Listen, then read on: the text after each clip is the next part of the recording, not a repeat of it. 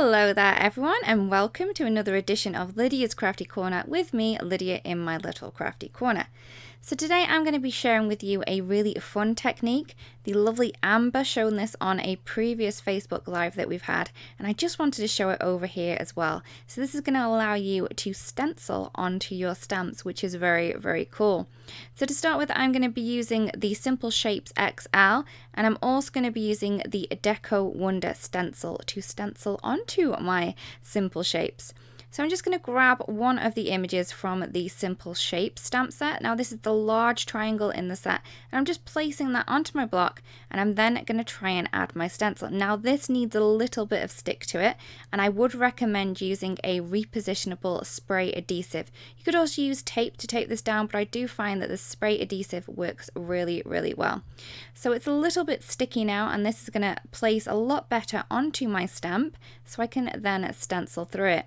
So I do spend a little bit of time arranging my stencil because I do want all of the outside, as the outside of the shape open as possible. So this is going to give you a really crisp look there. So once I've done that, I'm just going to press it down.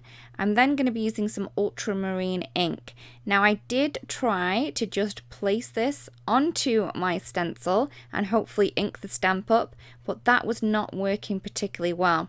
Reason being that the stencil is quite high, it's quite thick, and it wasn't getting me the image that I wanted to. The detail that's in this stencil is amazing, and I wanted to be able to recreate that onto the stamp.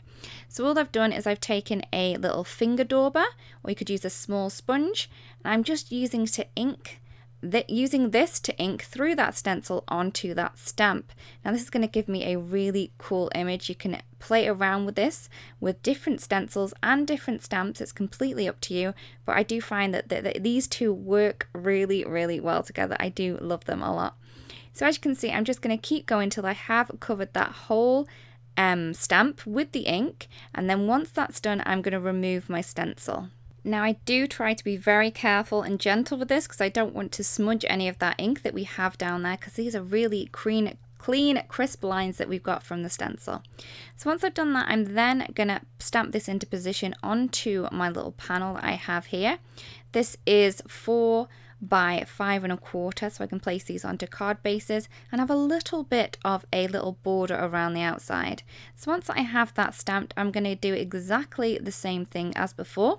Now I wanted these in the same places, so I haven't cleaned my stencil off, so this is going to give me a guide of where it was before. So it's going to give me more of a reflection or mirror symmetry that way.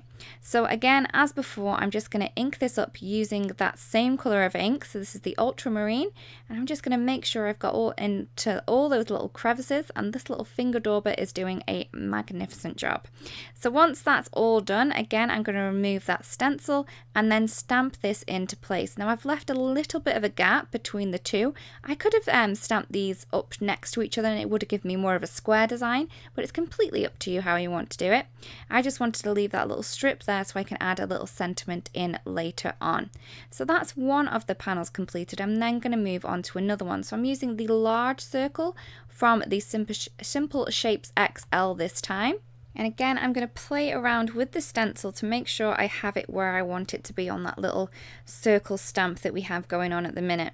I'm going to be using the blue from before, so this is the ultramarine, and I'm just going to ink this up in a little part of my image. I kind of want to add 2 colours to this and blend them together while on the Stampin' Stencil to give me a really great effect when I do stamp these. So I'm using the olive as my second colour, and I'm going to go around the other side of this little stamped image and then kind of blend these two together. Now I did end up having too much green, so I did go back in with my little blue finger dauber with the ultramarine on just to give it a bit more blue.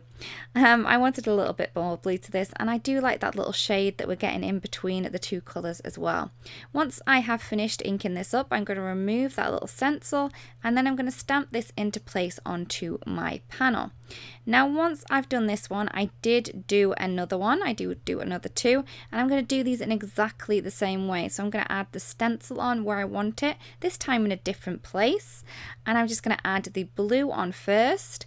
Then I'm going to add some green, And then I'm going to add the blue on again just to blend those colours together. And I do love the way that this works out. It gives a really great effect. You could definitely play around with the colour choices here. If you wanted to create a more feminine card, you could definitely go for some pinks and yellows. It's completely up to you. But I do find that this stamp and stencil, I do find that works well for guy cards as well. It's completely up to you.